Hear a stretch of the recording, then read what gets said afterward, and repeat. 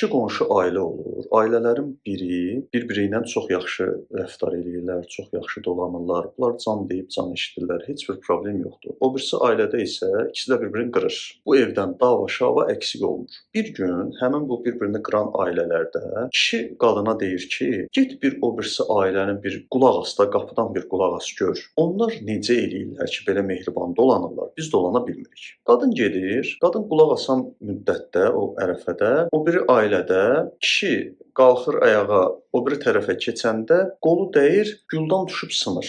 Güldən düşüb sınanda kişi çox pis olur. Qadın da o tərəfdən gəlir, "A, nə oldu?" Deyir ki, "Bəs çox üzr istəyirəm, məni üzürlü say. Bu sənin ən sevdiyin güldanlardan biri idi və mən onu sındırdım." Qadın deyir ki, "Yo, sən üzürlü say." deyir. "Mən onu düzgün yerə qoymamışdım. Sən də keçəndə bax qolun dəydi. Mən gərək onu düz yerə qoyurdum. Üzürlü say."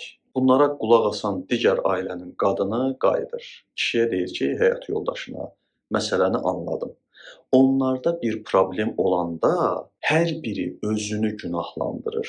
Bizdə isə bir problem olanda qarşı tərəfi günahlandırır. Mən səni günahlandırıram, sən məni günahlandırırsan. Ona görə bizdə problem olur." Deməli, ailə münasibətlərində əsas sir nədir? Əgər iki insan, ya tutaq ki, həyat yoldaşları arasında hər hansı bir problem olursa, bu problemi həll etməyin birinci yolu öz haqlılığını isbat etmək deyil. Haqlı olduğunuzu sübut eləməyə çalışdıqca problem həll olunmayacaq. Ona görə də bir problemə yanaşanda əvvəlcə niyyətinizi yoxlayın. Görün niyyətiniz məsələni həll eləməkdir, yoxsa haqlı olduğunuzu sübut eləmək. Ən azı özünüzə qarşı dürüst olun. Bu arada niyyətiniz haqlılığınızı sübut eləmək də ola bilər. İndi edərsiniz, etməzsiniz, bu sizin qərarınızdır. Amma doğrudan da problemi həll eləmək istəyirsinizsə, bunun birinci yolu haqsız olduğuna inanacaq qədər öz haqqından vaz keçməkdir. Bunun daha yuxarı səviyyəsi qarşı tərəfin haqlı olduğunu düşünməkdir. Yəni ona haqq verməkdir. Hekayəmizdə olduğu kimi. Əlbəttə bu dediyim bəzilərinin xoşuna gəlməyə bilər. Necə yəni mən haqlıyamsa deməyim sözümü. Bu cür düşünənlər dediyim kimi, yəni haqlı olduğunu sübut eləməyə çalışmağa davam edə bilərlər. Amma doğrudan da problemi həll etmək istəyənlərə deyirəm ki, nə olur olsun, mütləq şəkildə qarşı tərəfin də haqqı var. 100%.